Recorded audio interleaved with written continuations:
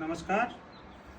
बिनव्याजी कर्ज कोण उद्योगधंदे करणार आहे, कुणाकडे 10 रुपये आहे, त्यांना 90 रुपये तुम्ही शासनाचे योजनेतून घ्यावं लागतं.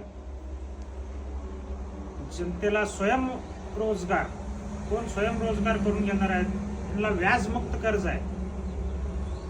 NLM, PMEGP येतं, मुद्रा येतं, स्टँड अप इंडिया येतं, सरकारची योजना आहे.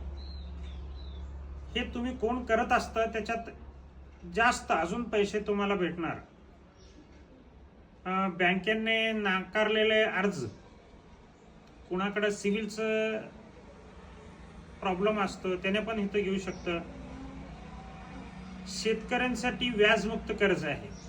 शेतकरी त्यांचं शेती सुधारणा करायचं असलं, काहीतरी उद्योग, छोटे व्यवसाय, गाई म्हैस, शेळी पालन, मेंढी पालन हे सगळं करू शकतं.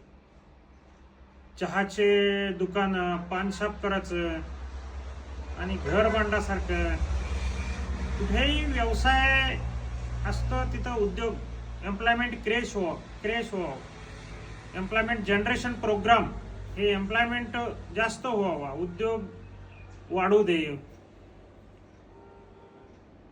हे तुम्ही तुमचे मुलं शिक्षण घेत असलं तर MBBS, मेडिकल, कुठलं शिक्षण वगैरे घेत असलं तर त्याला पण हे अमाऊंट घेऊ शकता, तुम्ही वापरू शकता.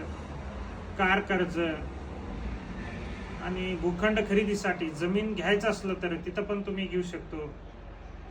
हे कसं आहे, कुणाकडं 10 रुपये आहे त्यांना हे 90 रुपये घेता येतं.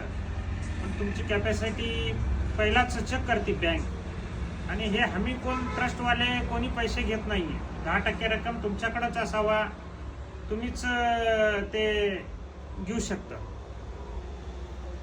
आणि नवीन व्यवसाय स्टार्टअप चालू करणार आहे त्याने पण घेऊ शकतं. हे सगळे कुणाकडे घर, जमीन, प्लॉट आहे हे लोक सगळे आपण घेऊ शकतो. याचं नियम म्हटलं तर दुय्यम निबंधक कार्यालय आणि बँकाचे कामकाजाचे दिवस चालू असलेले कामकाजाच्या दिवसामध्ये म्हटलं तर एक 90 दिवस ते 250 दिवसाच्या आत, 250 दिवस याच्या आत तुम्हाला घेता येतं. आणि इथं सिव्हिलची आट नसती काही. सिव्हिल ते न बघताच आम्ही देतोय. आणि हे तुम्ही कुठल्याही महाराष्ट्राच्या कुठल्याही जिल्ह्यामध्ये तुम्ही घेऊ शकता.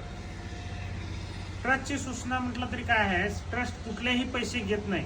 देणगी, कमिशन, फाईल चार्ज आणि डिपॉझिट्स पण घेत नाही. याच्यामध्ये कसं आहे, तुमचे पैसे 10% तुमचेच राहो आणि तुमच्या खात्यामध्येच राहतात पैसे.